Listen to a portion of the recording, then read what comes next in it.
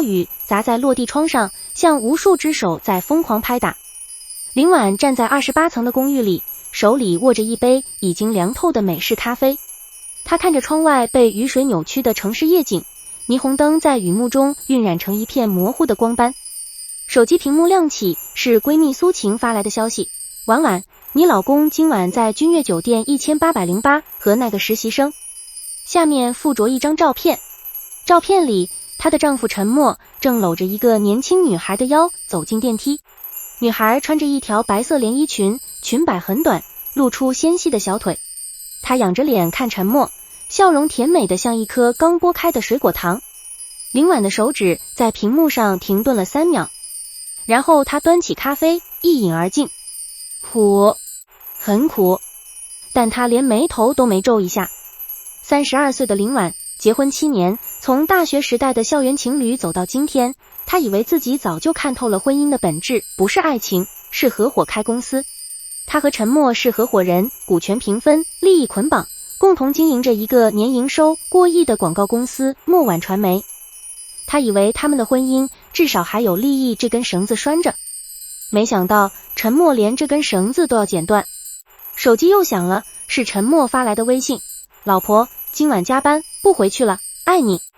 林婉看着那条消息，忽然笑了。她走到衣帽间，打开最底层的抽屉，从一堆丝巾下面摸出一个牛皮纸档案袋。档案袋很厚，里面是她这半年来收集的所有证据，陈默转移公司资产的银行流水，他与那个叫白薇薇的实习生的开房记录，他暗中注册的新公司莫言文化的工商资料，甚至还有他试图篡改公司财务数据的邮件截图。他本来打算在下周的董事会上摊牌，但现在他改变了主意。林婉把档案袋放回抽屉，走到玄关处，从鞋柜里拿出一双红色的高跟鞋，那是他30岁生日时陈默送的。他说红色衬他像一团火，他当时感动得差点掉眼泪，后来才知道那双鞋是白薇薇帮忙挑的。陈默的聊天记录里，白薇薇说林总那么强势，穿红色正好压压他的气场。他穿上那双鞋，在镜子前站定，镜中的女人身材高挑，五官明艳，眼角有了细纹，但眼神锐利如刀。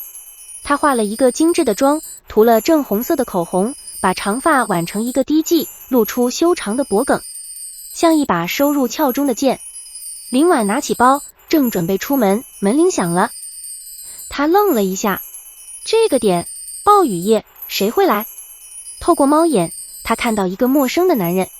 男人很高，至少1.85米，穿着一身剪裁精良的黑色西装，没打领带，衬衫最上面的扣子解开了2颗，露出锁骨。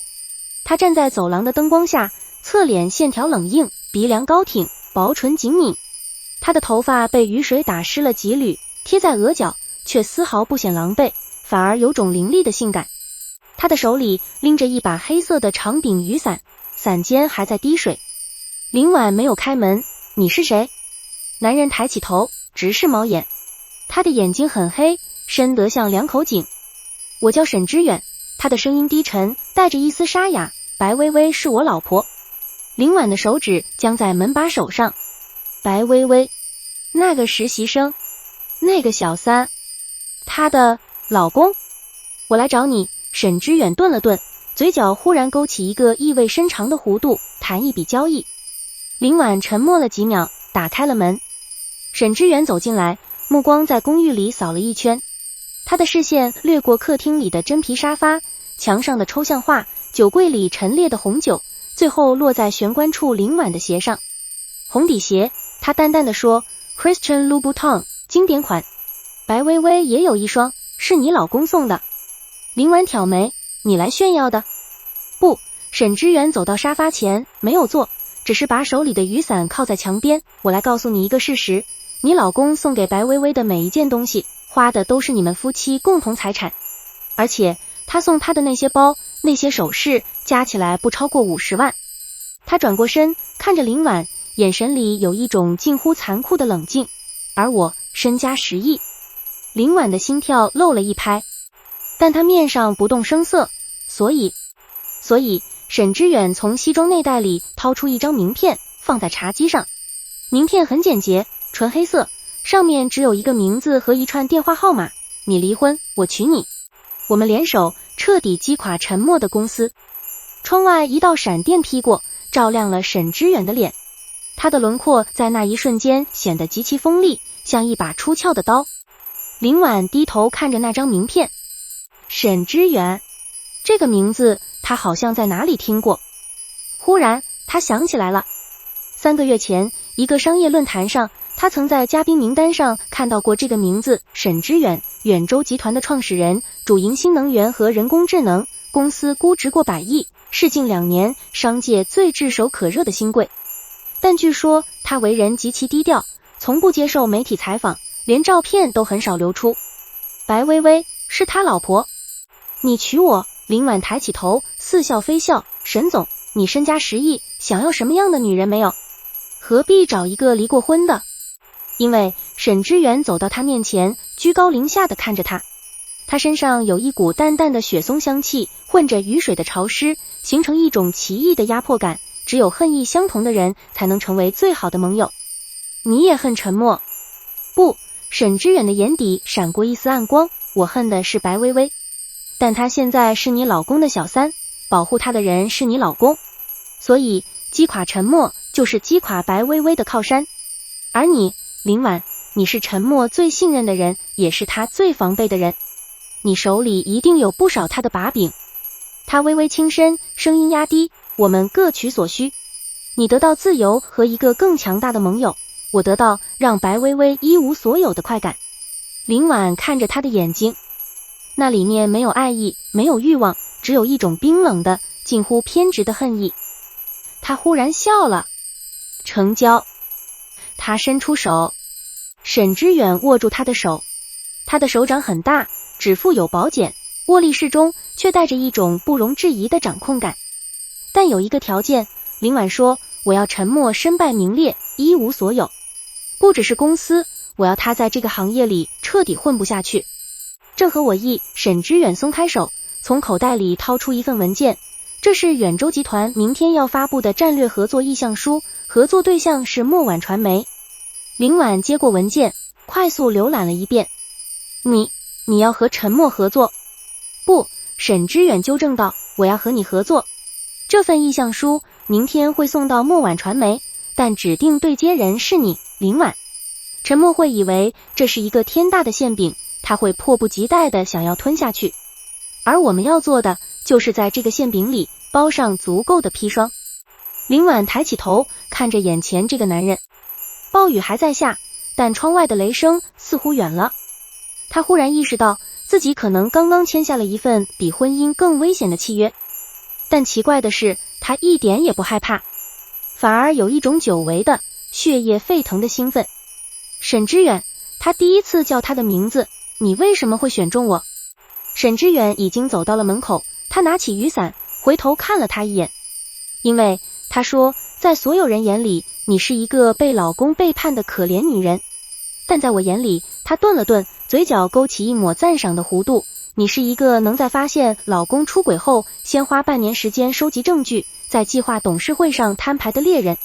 猎人不该被困在婚姻的牢笼里，猎人应该去猎杀。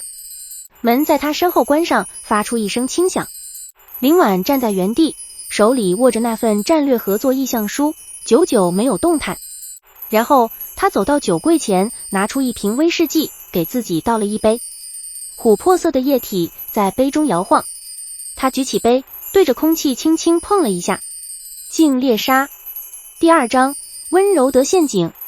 第2天一早，林婉准时出现在公司。她穿着一身米白色的职业套装，内搭香槟色丝质衬衫，脚踩一双裸色尖头高跟鞋，妆容精致，笑容得体，看起来和往常没有任何不同。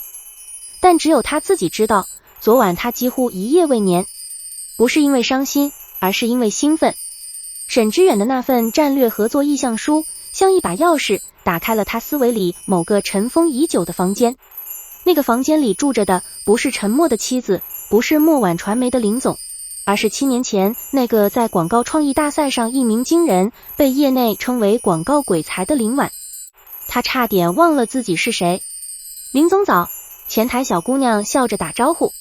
早。林婉点点头，走进电梯。电梯门即将合上的瞬间，一只手伸了进来。陈默走了进来，他穿着一身深灰色的西装，头发梳得一丝不苟，身上是他熟悉的古龙水味道。他看起来精神很好，眼角眉梢都带着一种春风得意的松弛感。老婆，他自然地搂住林婉的腰，在她脸颊上亲了一下。昨晚加班到太晚，怕回去吵醒你，就在公司附近的酒店睡了。林婉闻到了他领口残留的香水味，不是他的古龙水，是一种甜腻的花果香，白微微的味道。他不动声色地推开他，辛苦了。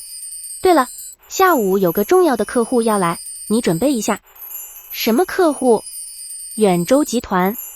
陈默愣了一下，随即眼睛亮了。远州集团？那个做新能源的沈知远？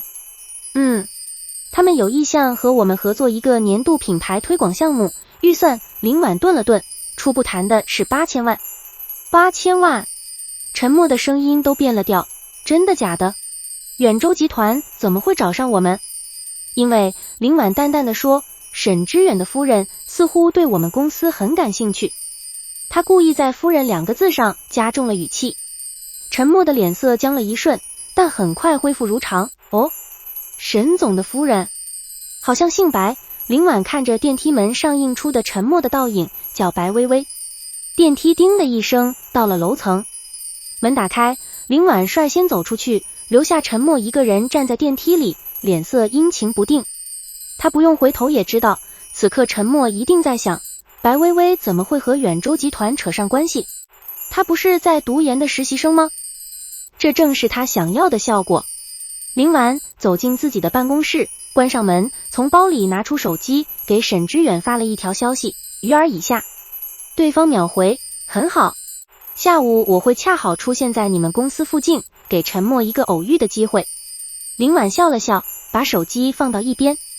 他走到窗前，看着楼下的街道。9点的阳光很好，照在玻璃幕墙上，反射出耀眼的光。这座城市每天都在上演着无数的故事，有人崛起，有人坠落，有人相爱，有人背叛。而他林婉从今天开始要做一个编剧，一个让背叛者付出代价的编剧。下午2点，远州集团的人准时到达。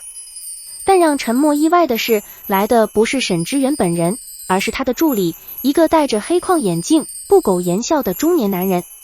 沈总临时有个会议，让我先和林总对接一下初步意向。助理推了推眼镜，沈总说，他对墨晚传媒的创意能力非常欣赏，尤其是林总您3年前为云栖茶叶做的那支品牌片，他看了很多遍。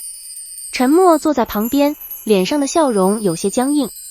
他当然知道那支品牌片，那是林婉的代表作，当年拿下了戛纳广告节银狮奖，让墨晚传媒一战成名。但那也是3年前的事了，那时候他们刚结婚2年，他还会为他的成就真心高兴。现在他只觉得刺眼。沈总过奖了，林婉微微一笑，那支片子的创意其实是我和陈总一起想的，陈总在执行层面也给了很多支持。他故意把功劳分了一半给陈默。陈默愣了一下，随即露出感激的笑容。但他没注意到林婉说这话时眼底一闪而过的冷意。助理点点头，陈总也是年轻有为。不过沈总说了，这次合作他希望由林总亲自带队，毕竟远州集团的品牌升级是一个系统工程，需要一个既懂创意又懂战略的负责人。这是自然，林婉说，我会全力以赴。助理离开后，陈默立刻凑上来，老婆，太好了，8000万的项目要是能拿下，咱们公司今年就能上市了。是啊，林婉收拾着文件，头也不抬，所以你要配合我把这个项目做好。当然，陈默连连点头。你需要什么资源尽管说。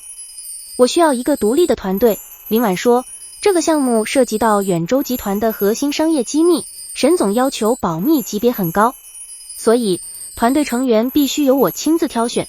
而且他抬起头看着陈默的眼睛，不能经过你的手。陈默的笑容僵了一下，什么意思？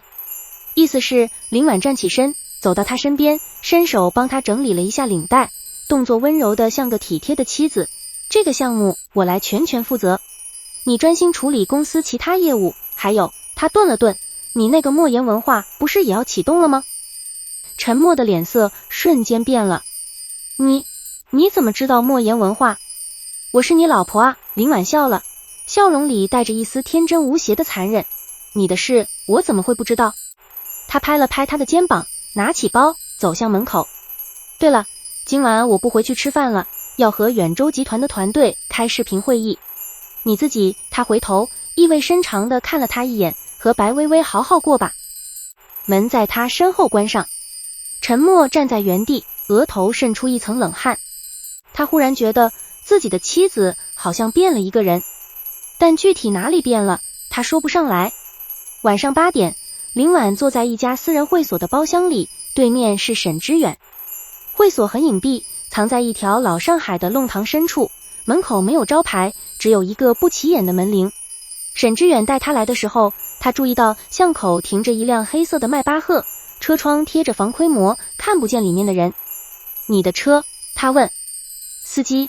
沈之远淡淡的说，白薇薇不知道这个地方。包厢里灯光昏黄，墙上挂着几幅水墨画，空气中飘着淡淡的檀香。桌上摆着几道精致的江南小菜，还有一壶温好的黄酒。你经常来？林婉问。以前经常。沈之远给他倒了一杯酒，和白薇薇结婚之前。林婉端起酒杯，没有喝。你们怎么认识的？沈之远的动作顿了一下。他是我公司的一个实习生，他说，声音平静的像在讲述别人的故事。3年前，他22岁，大学刚毕业，分到我的助理团队。他很聪明，很会来事，知道什么时候该说话，什么时候该沉默。3个月后，他成了我的私人助理。半年后，我们结婚了。听起来很浪漫，听起来很蠢。沈之远纠正道，我当时刚结束一段7年的感情，空窗期2年，整个人处于一种很奇怪的状态。工作占据了我全部的生活，我需要一个人来填补空白。白薇薇出现了，恰到好处。他喝了一口酒，喉结滚动了一下。婚后第1年，一切都好。他温柔体贴，善解人意，从不干涉我的工作。我甚至一度觉得，这就是我要的婚姻，简单、高效，互不打扰。然后呢？然后，沈之远放下酒杯，眼神变得幽深。1年前，我发现他在转移我的资产。林婉挑眉，转移资产？很小额，一开始我没注意。他以我夫人的名义，在一些小项目上签字，把资金转到他母亲的账户。每笔金额都不大，几十万，最多100万。但积少成多，1年下来，我查到的就有2000多万。你为什么不阻止他？因为我想知道他要干什么。沈之远说，嘴角勾起一抹冷笑。我派人查了他母亲的账户，发现那些钱最终流向了一个叫莫言文化的公司，而那家公司的法人代表……沉默。林婉接上了他的话。对，沉默。沈之远看着他，你的老公和我老婆至少在1年前就开始联手了。他们不只是出轨那么简单，他们在布局。白薇薇从我这里偷钱，沉默用那些钱注册公司，挖角团队，转移墨晚传媒的客户资源。他们的目标是搞垮墨晚传媒，然后让莫言文化取而代之。林婉握紧了酒杯，他以为自己已经掌握了足够的证据，没想到真相比他想象的更肮脏。你为什么不直接揭穿他？他问。因为不够，沈之远说，2000多万，在法律上只能算民事纠纷，他最多被判几年，出来后照样可以活得很滋润。而且他手里还有我的一些把柄。什么把柄？沈之远没有回答，他的眼神暗了一下，像是有乌云掠过。总之，他说，我要的不是他坐牢，我要的是他一无所有。我要他失去靠山，失去金钱，失去所有赖以生存的资源。然后他顿了顿，声音低得像一声叹息，让他尝尝从云端跌落的滋味。林婉看着他的眼睛，那里面翻涌着他熟悉的情绪，恨意、不甘，还有一种被背叛后的自我怀疑。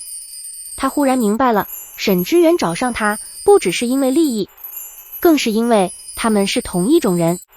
被最信任的人背叛，被最亲近的人算计，然后独自在黑暗中舔舐伤口，直到伤口结痂变成铠甲。所以他举起酒杯，我们的计划是……沈知远也举起杯，和他轻轻碰了一下。第一步，他说让陈默以为远州集团的项目是他的救命稻草，让他把所有资源都压在这个项目上。第二步，在项目执行过程中，逐步暴露他挪用公款、商业贿赂的证据。第三步，他看着林婉，嘴角勾起一抹意味深长的笑，在他最得意的时候釜底抽薪。具体怎么做？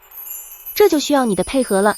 沈知远从口袋里掏出一份文件，这是远州集团真实的商业机密，我们即将发布的新一代电池技术参数。你把它不经意地泄露给陈默，让他以为这是项目的核心内容，然后他会拿这些机密去讨好白薇薇，或者去和竞争对手交易。林婉明白了他的意图，从而构成商业间谍罪。聪明，沈知远赞赏的点头，但不止如此。这份技术参数是假的，是我专门找人做的诱饵。真正的技术参数，连我公司的核心团队都不知道。如果陈默把它泄露出去，远州集团会以商业间谍和不正当竞争起诉他，而泄露假机密的行为会让他在这个行业里彻底失去信誉。林婉倒吸一口冷气，这一招太狠了。你不怕我连累？他问。你不会，沈知远说，因为你是受害者。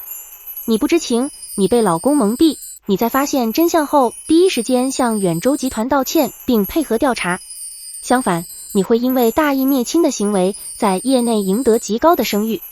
林婉沉默了，她看着面前这个男人，忽然觉得有些可怕。他的每一步都算得精准，每一个环节都设计得天衣无缝。他像一盘棋局的高手，早已看到了10步之后的杀招。但他也知道自己已经没有退路。从昨晚签下那份契约开始，他就已经上了他的船，而这艘船正在驶向一片未知的海域。我还有一个问题，他说。问。你说要娶我？林婉直视他的眼睛，是认真的，还是只是计划的一部分？沈知远端起酒杯，将剩下的酒一饮而尽。都有，他说，计划需要，但他顿了顿，声音低下去，也不排斥。林婉笑了，这一次是真心实意的笑。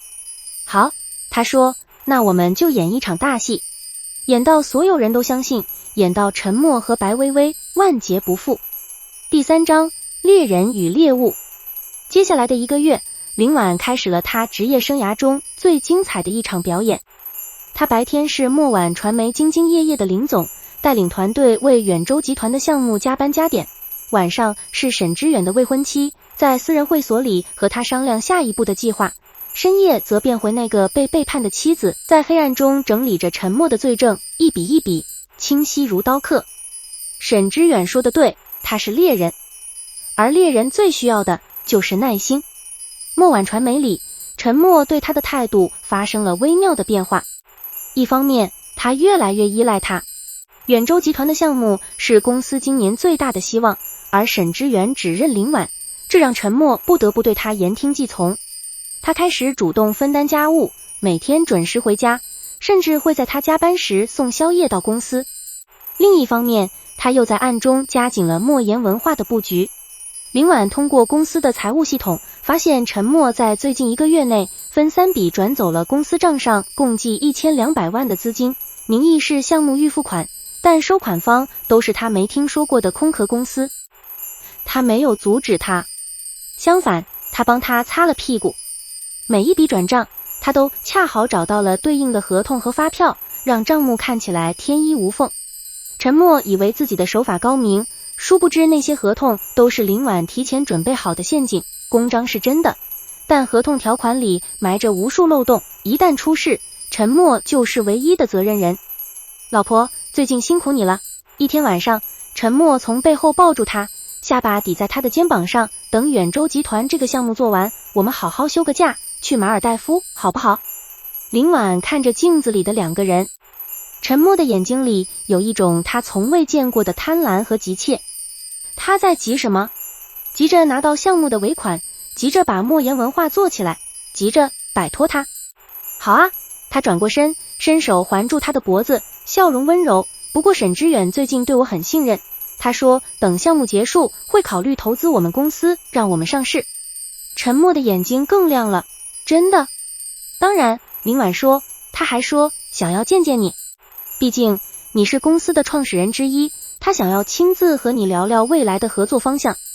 陈默激动的声音都变了。什么时候？下周3，林婉说，远州集团的周年庆酒会，他邀请我们一起去。我们？你和我？林婉强调，夫妻档。陈默愣了一下，随即点头，好，好，我一定好好准备。他松开林婉，走到阳台上打电话。林婉不用听也知道，他在给白薇薇报信。他走到梳妆台前，拿起一瓶面霜，慢条斯理地涂抹着。镜中的女人眉眼平静，像一潭深不见底的湖水。下周3，好戏就要开场了。远州集团的周年庆酒会在上海外滩的一家顶级酒店举行。林婉穿了一条香槟金色的长裙，裙摆曳地，后背是深 V 设计，露出优美的蝴蝶骨。她的头发盘起，戴着一对钻石耳坠，在灯光下熠熠生辉。陈默穿着一身黑色燕尾服，头发梳得油光水滑，看起来意气风发。他挽着林婉的手走进宴会厅，立刻吸引了无数目光。陈总，林总，久仰久仰。墨婉传媒今年可是风头正劲啊，远州集团的项目一拿，上市指日可待。陈总好福气，娶了林总这样的贤内助。陈默笑得合不拢嘴，一一应酬着。他的手始终搭在林婉的腰上，姿态亲昵，看起来是个疼爱妻子的好丈夫。但只有林婉能感觉到，他的手在微微发抖，他在紧张。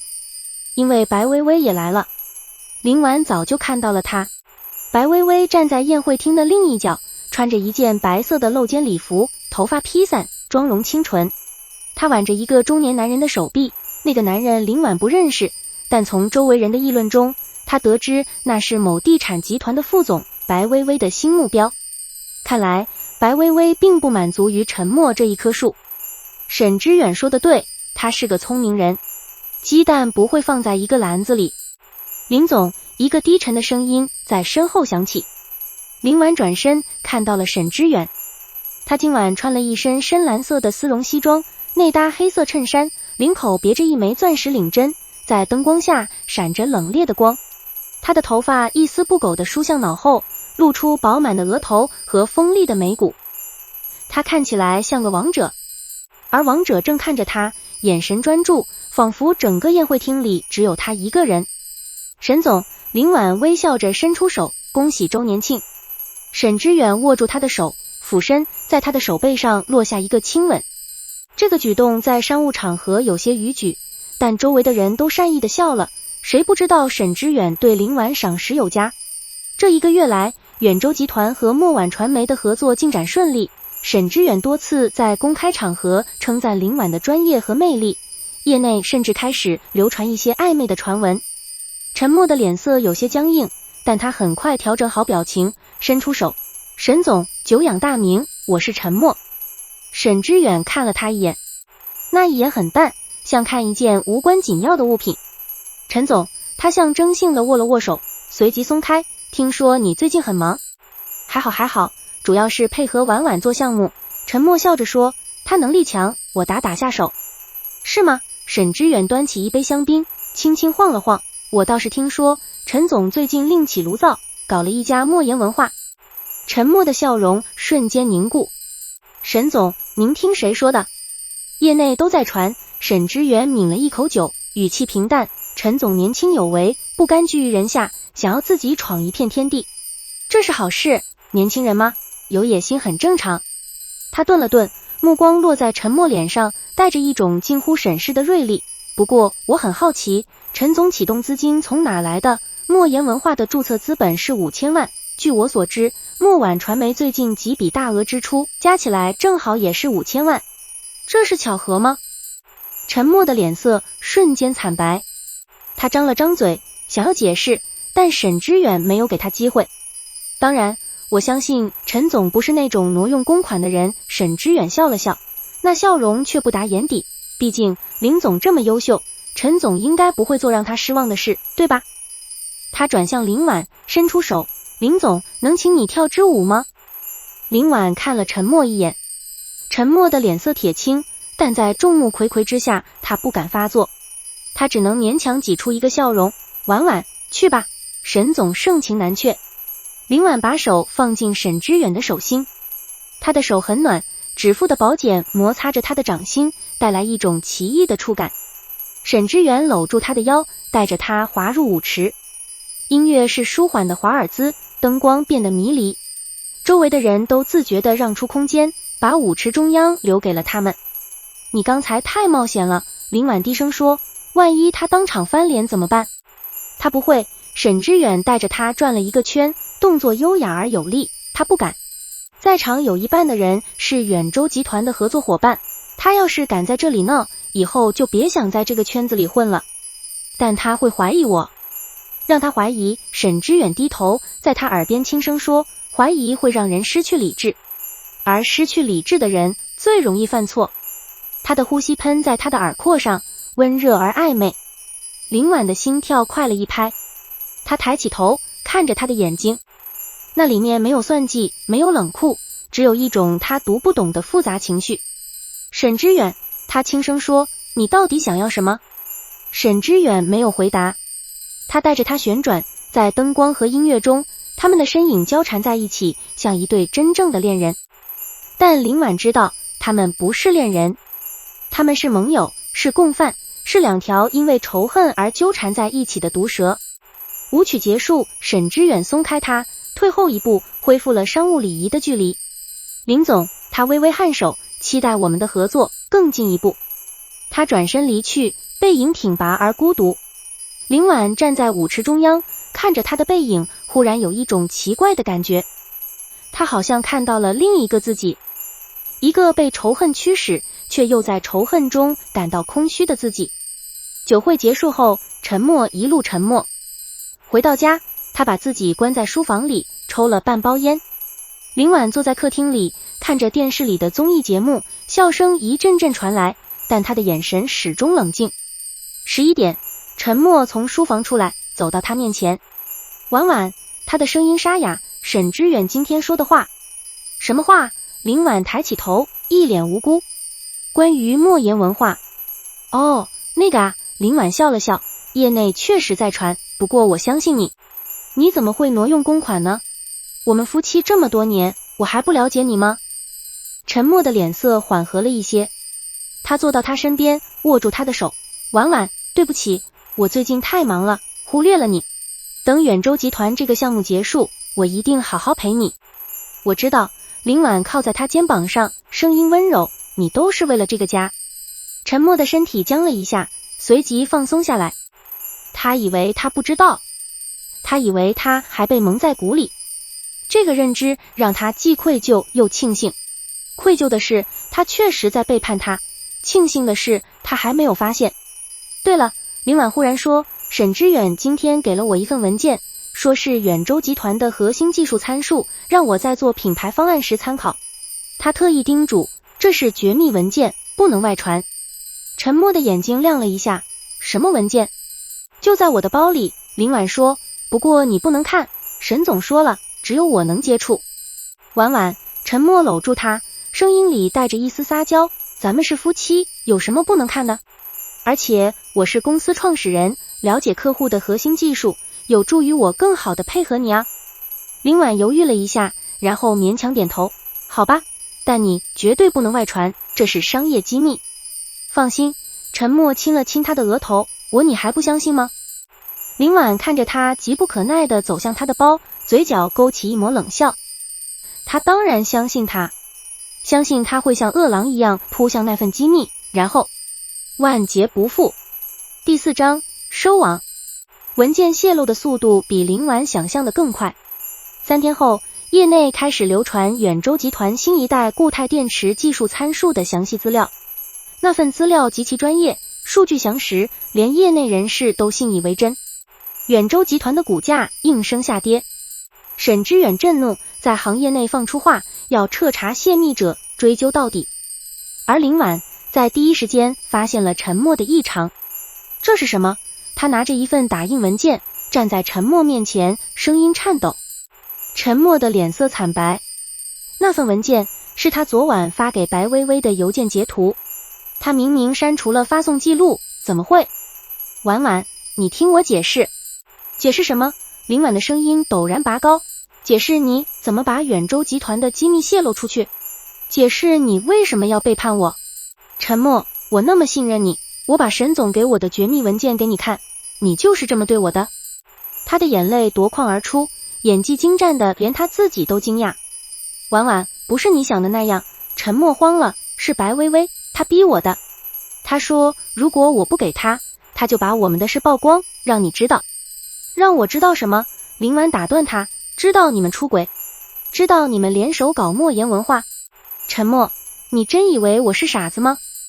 陈默愣住了。你都知道？我知道的比你想象的多。林婉擦掉眼泪，眼神变得冰冷。我知道你们1年前就在一起了，知道你从公司转走了2000多万，知道你和白薇薇计划搞垮莫晚传媒，然后让莫言文化取而代之。陈默，你以为你藏得很好？陈默的脸色从惨白变成死灰，他忽然意识到自己可能从头到尾都在一个局里，而设局的人就是他面前这个温柔贤惠的妻子。你设计我？不，林婉从包里拿出一份文件，扔在他面前，是你自己设计了自己。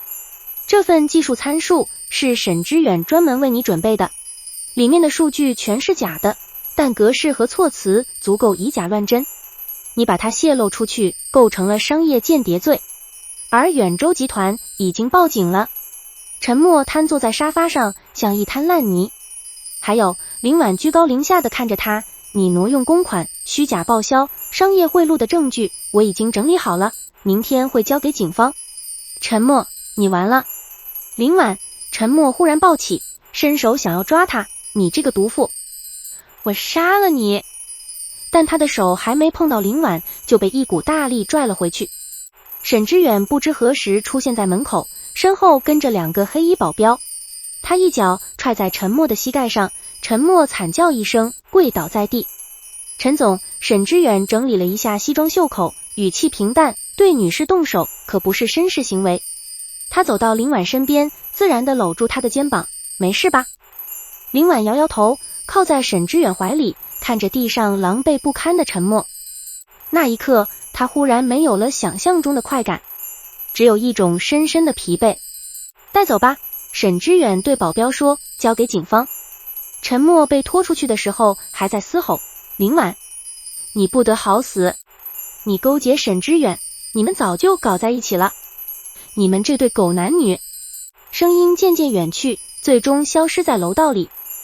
公寓里恢复了安静。林婉从沈之远怀里退出来，走到窗前。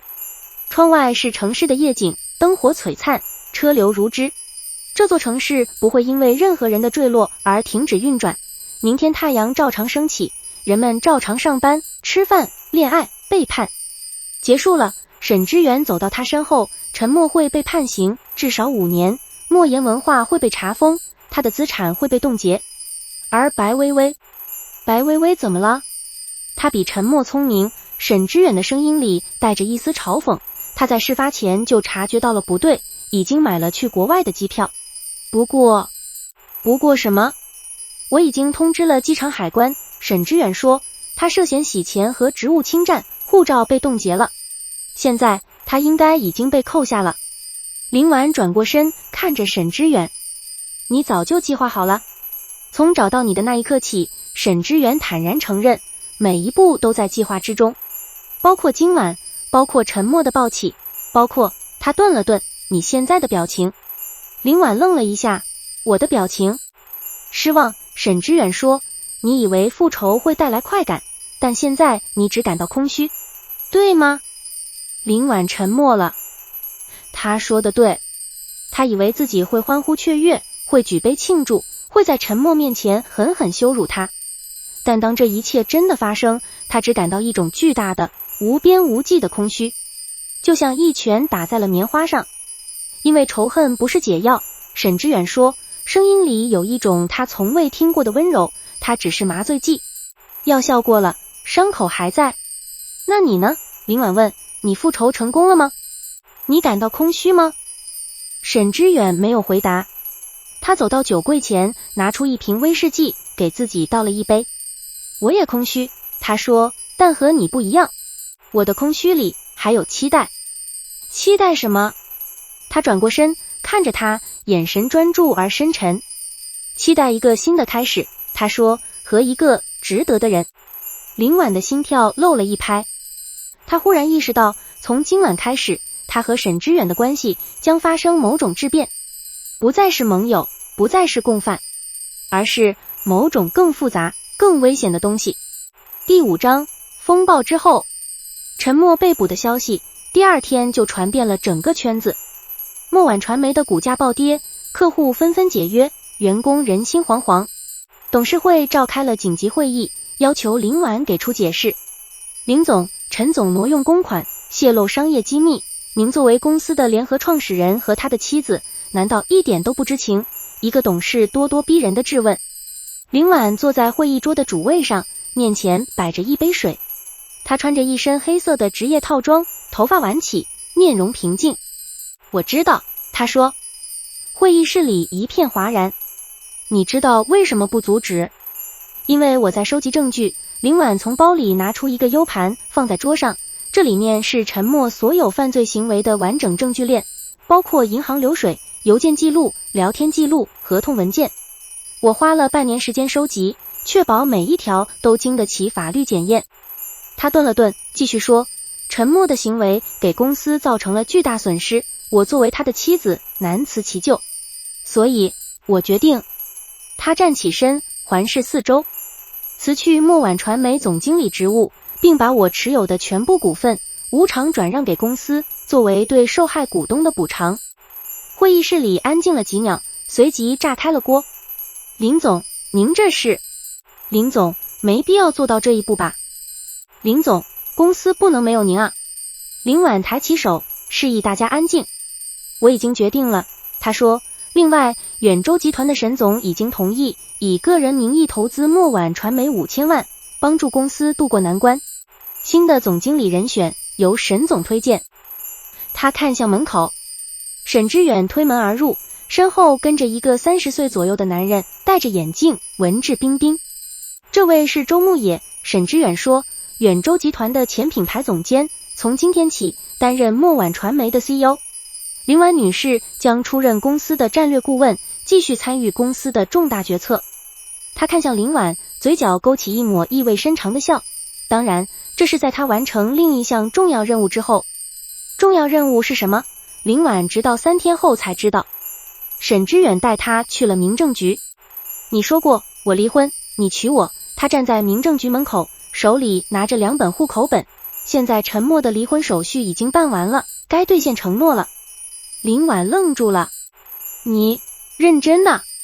我从不拿婚姻开玩笑，沈知远说，眼神认真。当然，你可以选择不。我们的契约已经完成了，你自由了。林婉看着他，阳光照在他的脸上，勾勒出他锋利的轮廓。他的眼神很平静，但深处似乎藏着一丝紧张。他在紧张什么？怕他拒绝。沈知远，他说，我们认识不到2个月，你对我的了解仅限于我的复仇能力。这样的婚姻有什么意义？意义在于，沈知远走近一步，低头看着他，我们是同一种人。我们都曾被背叛，都曾被伤害，都曾在黑暗中独自前行。但现在，我们找到了彼此。他伸出手，掌心向上。林婉，我不保证这会是一段完美的婚姻，但我保证我会尊重你，支持你，永远不会背叛你。如果你愿意，我们可以一起试着走出黑暗。林婉看着他的手，那双手很大，指腹有跛茧，曾经握过他的手，带他跳过一只华尔兹。他忽然想起那个暴雨夜，他站在他家门口，浑身湿透，眼神却亮得像星。好，他说，把手放进他的掌心，我们试试。第6章，新婚之夜。婚礼办得很低调，只邀请了双方的少数亲友。林婉没有父母，唯一的亲人是远在国外的姑姑，因为疫情没能回来。沈知远的父母早逝，家里只有一个年迈的奶奶，坐在轮椅上，拉着林婉的手，笑得合不拢嘴。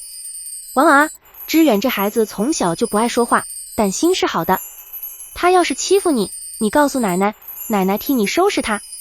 林婉笑着点头，心里涌起一股暖意。他已经很久没有感受过家的温度了。婚礼结束后，他们回到了沈知远的别墅。别墅在蛇山脚下，占地很大，有一个漂亮的花园和一个露天泳池。装修风格是极简的现代风，黑白灰三色，冷硬的像沈知远本人。你的房间在2楼，沈知远说，主卧隔壁。我习惯一个人睡，如果你介意。我不介意，林婉说，正好我也习惯一个人睡。他提着行李上楼，走进自己的房间。房间很大，朝南的落地窗，白色的纱帘，一张 king size 的床，独立的衣帽间和浴室，一切都布置得很用心，甚至在他喜欢的位置摆了一盆绿植。他走到窗前，看着窗外的花园。夜色中，花园里的路灯亮着，照亮了一条蜿蜒的石子小路。小路尽头有一个白色的秋千架，在夜风中轻轻摇晃。那是白薇薇要求的。沈知远的声音在身后响起，他说想要一个秋千，我让人做了，但他一次也没做过。林婉转过身，沈知远站在门口，已经换下了西装，穿着一件深灰色的家居服，头发松散，看起来比白天年轻了几岁。你恨他吗？林婉问。曾经恨。沈知远走进来，站在他身边，看着窗外的秋千，现在只觉得可笑。我花了那么多钱，买了他想要的别墅、车子、珠宝，最后发现他想要的从来不是我这个人，而是我的钱。那你现在想要的是什么？沈知远转过头看着他，月光从窗外洒进来，落在他的脸上，让他的轮廓变得柔和。我想要一个真实的人，他说，一个会哭、会笑、会生气，会在我做错事时骂我的人，而不是一个永远温柔体贴、永远恰到好处的演员。林婉沉默了，他忽然明白沈知远为什么会选中他，不是因为他的能力，不是因为他的美貌，而是因为他在复仇过程中展现出的真实、愤怒、痛苦、不甘、决绝。这些情绪在白薇薇身上永远不会出现，因为白薇薇从一开始就是在表演。而沈知远厌倦了表演。我累了，沈知远说，去睡吧。明天我带你去一个地方。他转身离去，背影在月光中显得有些孤独。林婉看着他的背影，忽然有一种冲动，想要叫住他，想要说些什么，但最终他只是关上了窗，拉上了窗帘。第二天，沈知远带他去了墓地。那是他父母的墓，位于上海郊区的一个私人墓园，环境清幽，松柏苍翠。我爸是工程师，我妈是老师。沈知远站在墓前，声音平静。他们在我上大学的时候出车祸去世了。那时候我刚拿到斯坦福的 offer， 本来打算出国，后来你放弃了？沈知远蹲下身，把一束白菊放在墓前。我接手了家里的一个小工厂，从零开始，做了10年，才有了今天的远州集团。他站起身，看着墓碑上的照片。照片里的中年男人戴着眼镜，笑容温和，旁边的女人挽着他的手，眉眼弯弯。他们要是知道我第一段婚姻过成那样，沈知远苦笑，估计会气得从棺材里跳出来。林婉走到他身边，轻轻握住他的手。他们不会的，他说，他们会心疼你。沈知远的手僵了一下，随即回握住他。林婉，他说，谢谢你。谢我什么？谢谢你愿意试着了解我。阳光透过松柏的缝隙洒下来，落在他们交握的手上。林婉忽然觉得，也许这段婚姻不会像他想象的那么糟糕。第7章，暗流涌动。婚后的生活比林婉想象的平静。沈知远是个工作狂，每天早出晚归，但会准时回家吃晚饭。他的厨艺意外的好，简单的家常菜做得有滋有味。林婉问他什么时候学的，他说创业初期没钱请保姆，只能自己做，久而久之就练出来了。白薇薇没给你做过饭？林婉问。他，沈知远笑了笑，那笑容里带着一丝嘲讽，他说油烟伤皮肤，从不进厨房。林婉没再追问，他知道沈知远和白薇薇之间还有很多他不知道的事，但他不急着挖掘。每个人都有自己的伤口，需要时间愈合。他重新投入了工作。作为墨晚传媒的战略顾问，他不需要坐班，但需要参与公司的重大决策。周牧野是个很有能力的 CEO， 上任后迅速稳定了军心，还拿下了一个国际快消品牌的年度代理。林顾问，周牧野在电话里说，有个项目想请您把关，是远州集团的新品牌发布会，沈总指定要您亲自操刀。林婉愣了一下，他没跟我说过。沈总说要给您一个惊喜。林婉挂了电话，看向坐在沙发上看文件的沈知远。你搞什么鬼？沈知远抬起头，嘴角勾起一抹笑。下个月远州集团要发布新一代固态电池，真正的技术不是之前那个假的。我想让你来做这场发布会的总策划。为什么是我？因为沈知远放下文件，走到他面前，我想让所有人知道，我沈知远的妻子不只是个被老公背叛的可怜女人，她是广告鬼才林婉，是业内最顶尖的创意人。他顿了顿，眼神变得认真。我想让你重新发光，不是为了我，是为了你自己。林婉看着他，忽然觉得眼眶有些发热。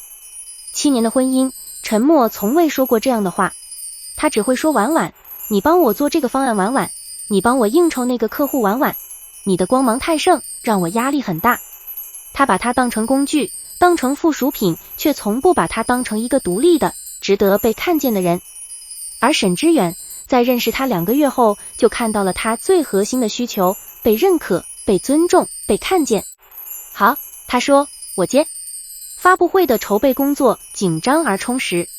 林婉带领团队闭关1个月，做出了一个颠覆性的方案。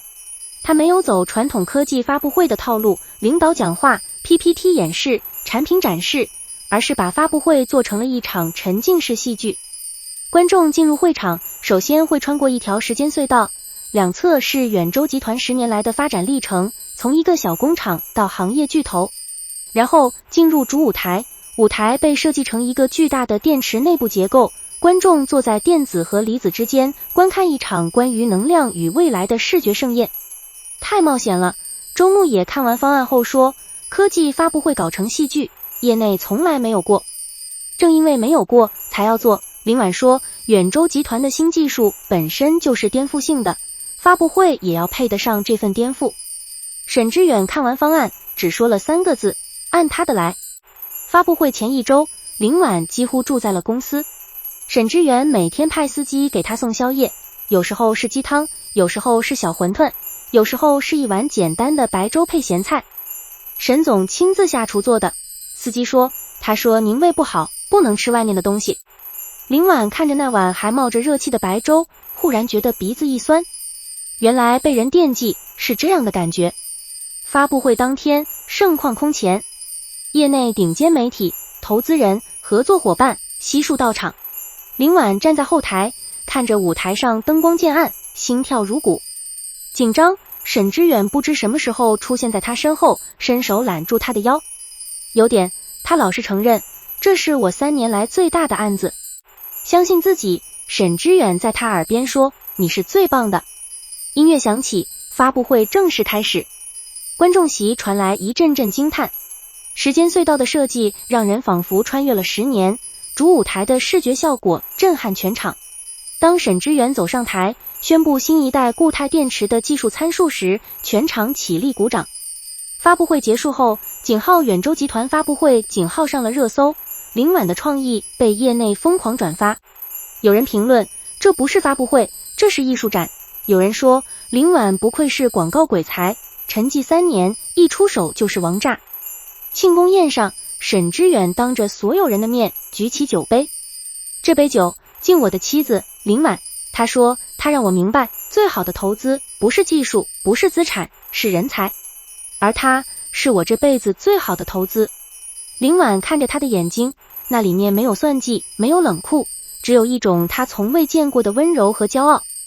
他忽然意识到，自己可能真的爱上他了。不是因为他有钱，不是因为他帅，而是因为他让他重新找回了自己。那个在广告创意大赛上一鸣惊人的林婉，那个被业内称为广告鬼才的林婉，那个在婚姻中逐渐迷失，最终又破茧重生的林婉。他举起杯，和他轻轻碰了一下。也谢谢你，他说，让我重新发光。第8章，旧敌归来。平静的日子过了3个月，林婉和沈之远的关系越来越亲密。他们开始同床共枕，开始分享彼此的过去，开始在周末一起做饭、看电影、逛超市，像所有普通夫妻一样。但林婉知道，他们之间始终隔着一层薄薄的膜，那层膜叫白薇薇。沈之远从不提起她，但林婉能感觉到，他心底还有未愈合的伤口。有时候半夜醒来，他会看到他坐在窗边，看着窗外的夜色，眼神空洞。他没有打扰他，他知道有些伤口需要时间，有些记忆需要沉淀。直到那天，白薇薇出现在他们家门口。那是周6的上午，林婉和沈之远刚吃完早饭，门铃响了。沈之远去开门，然后僵在原地。白薇薇站在门口，穿着一身白色的连衣裙，素颜，眼睛红肿，看起来楚楚可怜。之远，她的声音带着哭腔，我无处可去了。沈之远没有动。林婉走到他身后，看到了白薇薇。3个月不见，她瘦了很多，下巴尖尖的，脸色苍白。她手里拎着一个行李箱，看起来像是刚从哪里逃出来。你怎么出来的？沈之远的声音很冷。我取保候审了。白薇薇低下头，沉默把一切都推到我身上，说是我教唆他挪用公款，泄露机密。我只是个从犯，法院判我缓刑，不用坐牢。他抬起头，眼泪汪汪地看着沈之远。之远，我知道我错了，我不该背叛你，不该和陈默在一起，但我真的是被逼的。陈默他威胁我，如果我不听他的，他就把我们的照片发出去，让我身败名裂。够了，沈之远打断他，声音里没有一丝温度。白薇薇，你的演技还是那么好，但我不需要了。他伸手想要关门，白薇薇忽然跪了下来。之远，求求你，看在我们夫妻一场的份上，帮帮我。我现在一无所有，没有工作，没有住处，没有朋友。我真的知道错了，给我一个机会，让我弥补。他的眼泪像断了线的珠子，一颗颗滚落。如果是不知情的人，一定会被他的可怜模样打动。但林婉和沈之远都知道，这不过是他的另一场表演。白小姐，林婉开口了，声音平静，你跪在我家门口，是想让我老公收留你吗？白薇薇抬起头，看向林婉，她的眼神在那一瞬间变了，不再是楚楚可怜，而是带着一丝怨毒和嫉妒。林婉，她说，声音里带着一丝嘲讽，你以为你赢了？你以为嫁给沈之远就高枕无忧了？你知不知道他为什么选中你？林婉挑眉，为什么？因为你是陈默的老婆。白薇薇说，嘴角勾起一抹恶意的笑，他选中你不是因为喜欢你，是因为你是陈默的老婆。他想要报复陈默，想要让陈默尝尝被戴绿帽的滋味。你不过是他的一颗棋子，和我一样。他转向沈之远，之远，你说是不是？你当初接近林婉，是不是为了报复陈默？空气凝固了，林婉感觉到沈之远的身体僵了一下。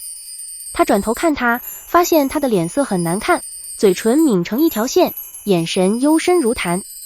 说啊，白薇薇的声音里带着一丝疯狂，告诉他，你根本不爱他，你只是在利用他，就像当初利用我一样。沈之远深吸一口气，他转头看着林婉。林婉，他说，声音沙哑，我。林婉抬起手制止了他。他走到白薇薇面前，居高临下的看着她。白小姐，她的声音很轻，但每一个字都清晰有力。不管沈之远当初为什么选中我，那都不重要。重要的是，现在站在他身边的是我，而不是你。他顿了顿，嘴角勾起一抹冷笑。你说我是棋子，就算是棋子，我也是颗有价值的棋子。而你，白薇薇，你连当棋子的资格都没有了。你只是一颗被丢弃的废子，连棋盘都上不了。白薇薇的脸色瞬间惨白。你……还有，林婉继续说，你说沈之远不爱我，那又怎样？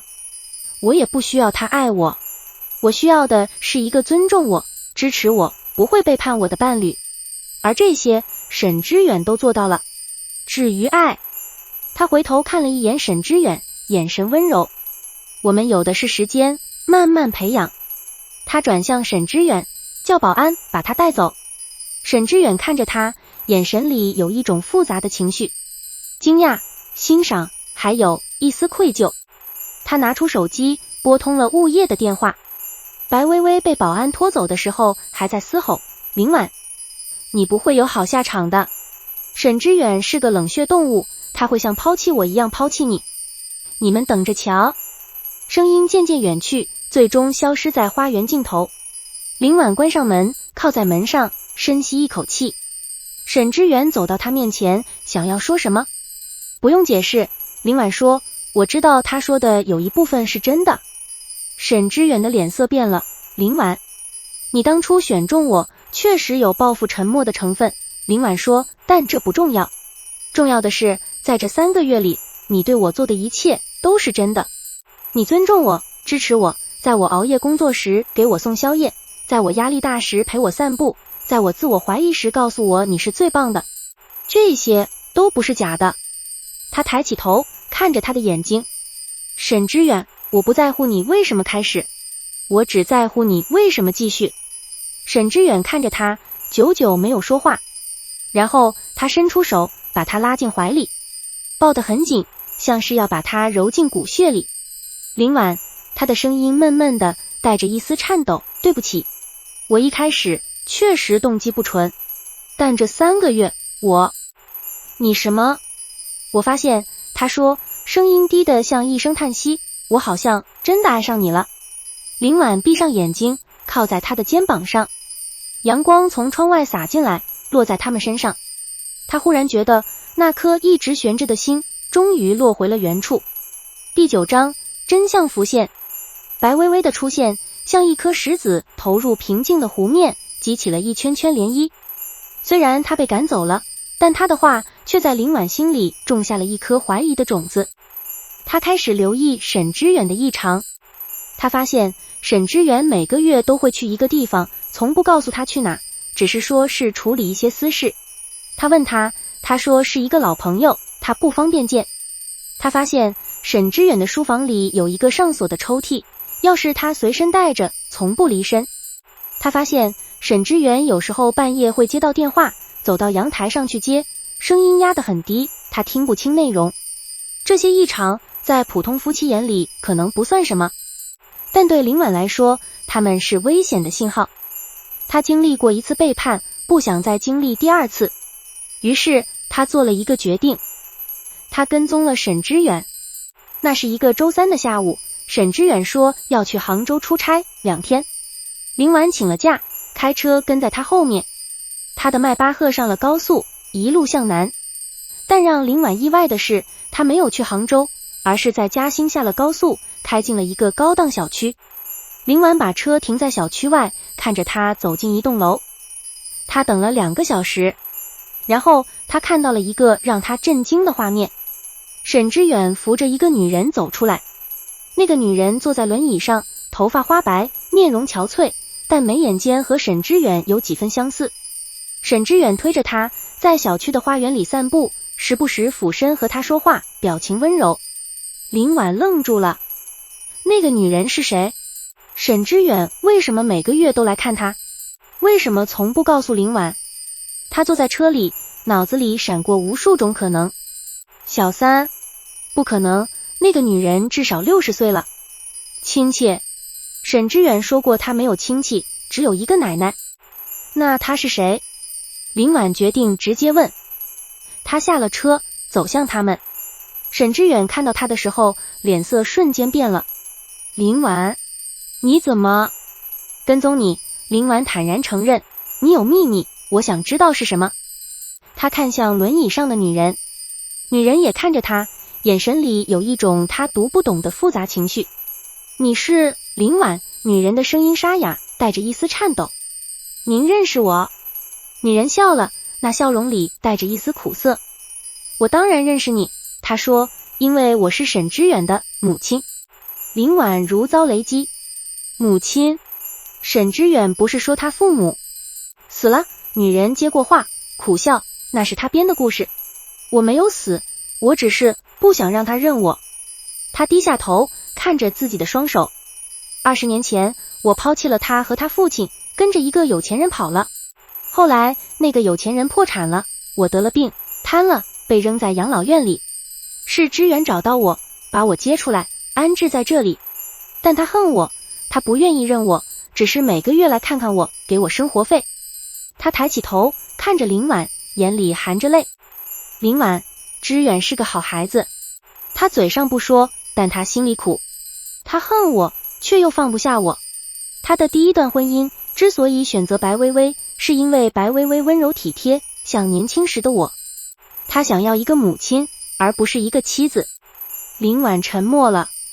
他忽然明白了沈知远的一切。他的冷漠，他的孤独，他对真实的渴望，他在仇恨中的空虚。他一直在寻找一个能填补他内心空洞的人，而白薇薇只是那个空洞的替代品。知远，女人握住沈知远的手，告诉林婉吧，告诉他你为什么选中他，不是因为沉默，是因为……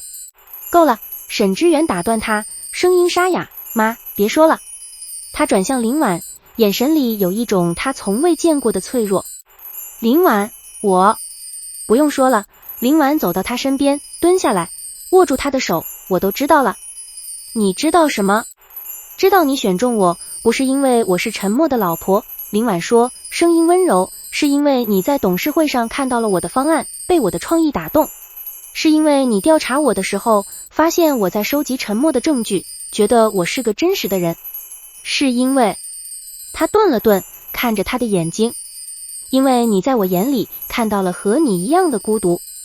沈知远的眼眶红了。林婉，沈知远，林婉说，我不在乎你的过去，不在乎你的秘密，不在乎你有一个抛弃过你的母亲。我在乎的是你现在对我做的事，是你未来会做的事。他站起身，看向轮椅上的女人。阿姨，我是林婉，沈知远的妻子。以后我会和他一起来看您。女人的眼泪夺眶而出。好，好。沈知远站起身，把林婉拉进怀里，抱得很紧，紧得她几乎喘不过气。林婉，她的声音闷闷的，带着一丝哽咽，谢谢你，谢谢你，没有放弃我。林婉靠在他的肩膀上，看着花园里的花，阳光很好，花开得正艳。他忽然觉得自己可能找到了真正的家。第10章，终极对决。生活似乎回归了平静。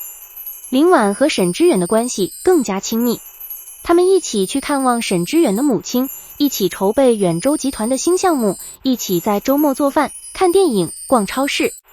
但林婉知道，风暴还没有结束。白薇薇虽然被赶走了，但她不会善罢甘休。而陈默虽然被判了刑，但他的莫言文化还有一些残余势力在暗中蠢蠢欲动。果然，1个月后，麻烦来了。远州集团的一个重要合作伙伴突然宣布终止合作，转投竞争对手星耀科技。紧接着，远州集团的几项核心技术专利被人恶意抢注。然后，网上开始出现大量关于远州集团技术造假、财务造假的负面新闻，股价应声暴跌。有人在背后搞鬼，沈知远在书房里看着电脑屏幕上的新闻，脸色阴沉，而且手法很专业，不是一般人能做到的。白薇薇，林婉问。不止他，沈知远说，他没这个能力，背后一定还有人。他调出一个文件，放在林婉面前。我查了一下，这些负面新闻的源头都指向一个公关公司，而这个公关公司的实际控制人……林婉看向文件，瞳孔骤缩。沉默，他不是还在牢里吗？他在牢里，但他的莫言文化还在，沈知远说。而且我查到莫言文化最近收到了一笔大额投资，投资人是一个叫白先生的神秘人物。白先生，白薇薇的哥哥白景行。沈知远说，新加坡华裔，做对冲基金起家，身家百亿。他一直在暗中支持白薇薇，包括当初他接近我，转移我的资产，背后都有他的影子。林婉倒吸一口冷气，所以白薇薇从一开始就是白景行派来的。对，沈知远说，白景行的目标不是钱，是远州集团。他想要吞并远州，进入中国市场。白薇薇是他的棋子，陈默也是。而现在，他们想把我也变成棋子。他看向林婉，眼神变得幽深。林婉，这次的风暴比上一次大得多。白景行不是陈默，他是个真正的对手。你想让我退出？林婉打断他，沈知远，我们是一体的。你的敌人就是我的敌人，你的战斗就是我的战斗。我不会走。沈知远看着他，久久没有说话。然后他笑了，那笑容里有一种如释重负的轻松。好，他说，那我们就一起打一场硬仗。接下来的1个月，林婉和沈知远开始了他们最艰难的一场战斗。白景行的攻势凶猛而精准，他利用莫言文化的媒体资源，持续散布远州集团的负面新闻。他通过法律手段冻结了远州集团的几笔重要资金，他甚至买通了远州集团的一个高管，窃取了公司的核心商业机密。远州集团陷入了前所未有的危机，董事会开始质疑沈知远的能力，有股东提出要撤资，员工人心惶惶，几个核心技术人员递交了辞呈。怎么办？周牧野在电话里焦急地问，再这样下去，公司要垮了。沈知远没有慌，他坐在书房里，面前摆着一张巨大的白纸，上面画满了各种关系图和箭头。白景行的攻势虽然猛，但他有一个致命的弱点。他说他太急了，他想要速战速决，所以动用了大量的资金和人力。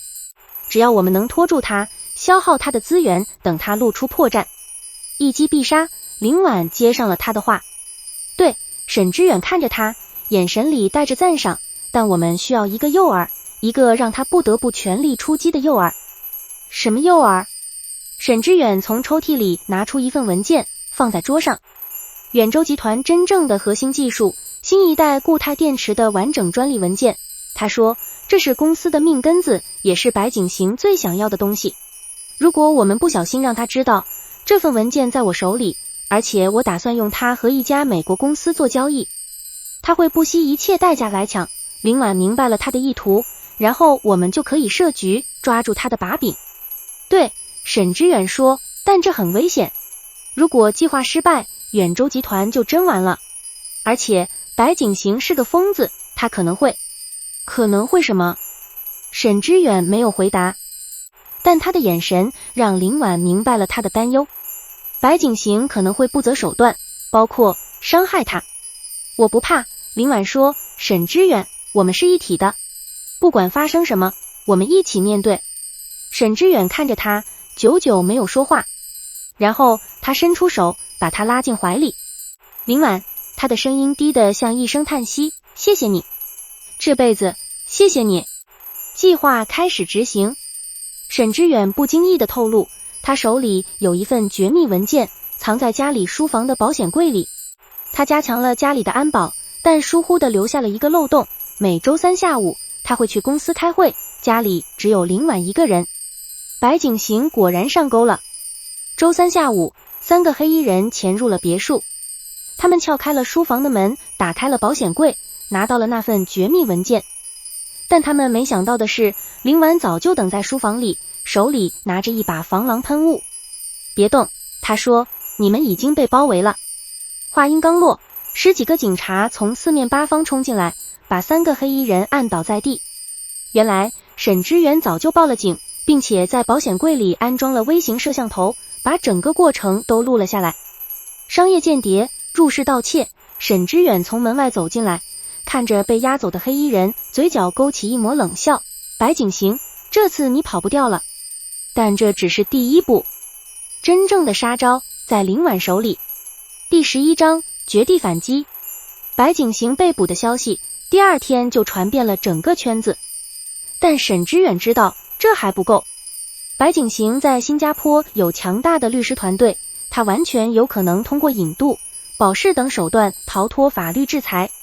要彻底击垮他，需要更有力的证据。而这份证据在林婉手里。你手里有什么？沈知远问。林婉从包里拿出一个 U 盘放在桌上。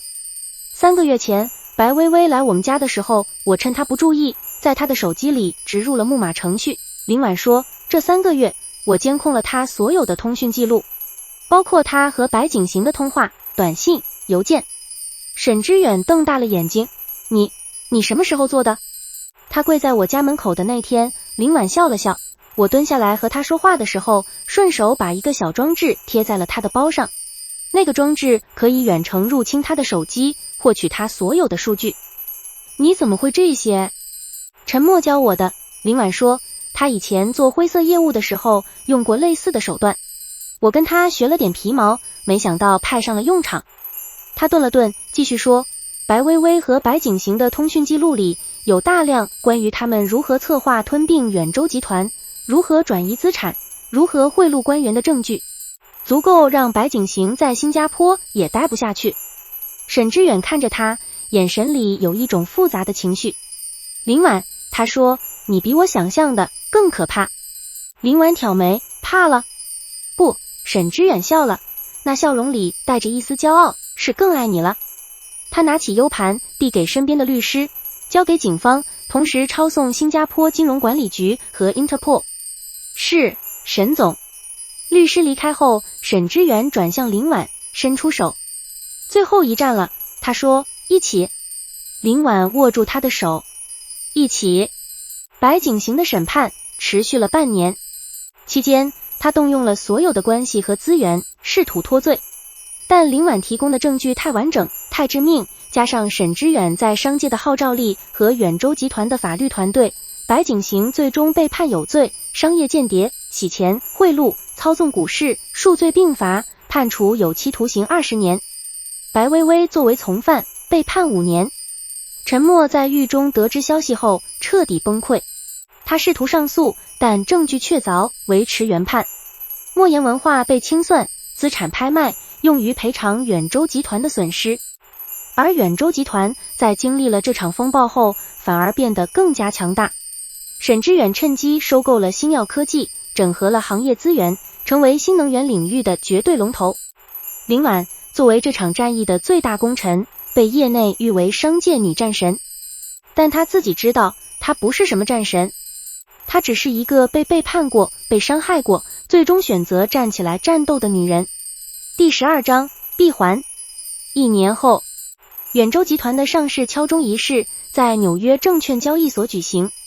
沈知远穿着一身深蓝色的西装，林婉穿着一身红色的礼服站在他身边。他们一起敲响了上市的钟声，掌声雷动，闪光灯闪烁。仪式结束后，他们回到了酒店。沈知远从口袋里拿出一个盒子，打开，里面是一枚钻戒。林婉，他单膝跪地，1年前，我们的婚姻始于一场交易，但现在，我想问你。他顿了顿，眼神认真而温柔。你愿意真正的嫁给我吗？不是因为复仇，不是因为利益，只是因为我爱你，想要和你共度余生。林婉看着他，眼眶有些发热。他想起了那个暴雨夜，他站在他家门口，浑身湿透，眼神却亮得像星。他想起了他们在私人会所里商量计划，在舞池里跳华尔兹，在墓园里看他父母的照片。他想起了他们一起经历的生死、背叛、战斗、胜利。这一路走来，他们从盟友变成夫妻，从夫妻变成真正的爱人。我愿意，他说，伸出手。沈知远，我愿意。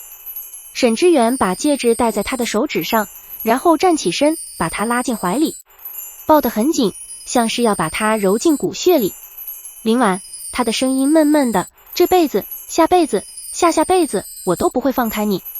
林婉靠在他的肩膀上，看着窗外的纽约夜景，灯火璀璨，车流如织。这座城市和上海的夜景很像，却又不同。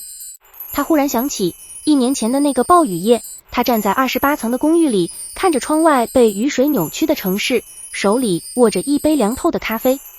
那时候的他以为自己的世界已经崩塌，没想到那只是新世界的开始。沈之远，他轻声说，谢谢你。谢我什么？谢谢你，他说，让我重新相信爱情。沈之远没有说话，他只是抱得更紧了。尾声。3年后，上海佘山别墅，一个阳光明媚的周末，花园里传来孩子们的笑声。林婉坐在秋千上，怀里抱着一个2岁的小女孩。女孩有着和她一样的大眼睛，和沈之远一样的高鼻梁，粉雕玉琢，可爱极了。妈妈，荡高高，女孩奶声奶气地说。好，荡高高，林婉笑着，轻轻推动秋千。沈之远从屋里走出来，手里端着一盘水果。他穿着一身休闲装，头发松散，看起来比3年前年轻了许多。沈太太，她走到秋千旁，俯身亲了亲林婉的额头。水果时间。沈先生，林婉笑着接过水果盘。你今天不去公司？不去。沈之远坐到他身边，把女儿抱到自己腿上。今天陪老婆孩子。女儿在他怀里扭来扭去，小手抓着他的衣领。爸爸，讲故事。讲什么故事？讲妈妈和爸爸的故事。沈之远和林婉对视一眼，都笑了。妈妈和爸爸的故事啊。沈之远想了想，那是一个很长很长的故事。故事里有一个很厉害的阿姨，她发现老公出轨了，然后遇到了一个很有钱的叔叔。然后呢？然后沈之远看着林婉，眼神温柔，他们联手打败了所有的坏人，最后幸福的生活在一起。女儿眨巴着大眼睛，就这样。就这样，林婉笑着说，但这个故事告诉我们一个道理。什么道理？永远不要背叛一个聪明的女人。林婉说，因为她会让你知道什么叫后悔莫及。沈之远哈哈大笑，把女儿举高高。阳光洒在他们身上，温暖而明亮。花园里，白色的秋千轻轻摇晃。远处，城市的轮廓在蓝天白云下清晰可见。这是一个普通的日子，也是一个完美的日子。对于林婉来说，这就是她想要的结局。不是复仇的快感，不是胜利的骄傲，而是这份平凡的、真实的、来之不易的幸福。她靠在沈之远的肩膀上，看着女儿在他怀里咯咯笑。沈之远，他轻声说，我爱你。沈之远愣了一下，随即笑了。那笑容里有一种他从未见过的满足和幸福。我也爱你，他说，林婉，这辈子、下辈子、下下辈子，我都爱你。阳光正好，微风不燥。故事在这里画上了完美的句号。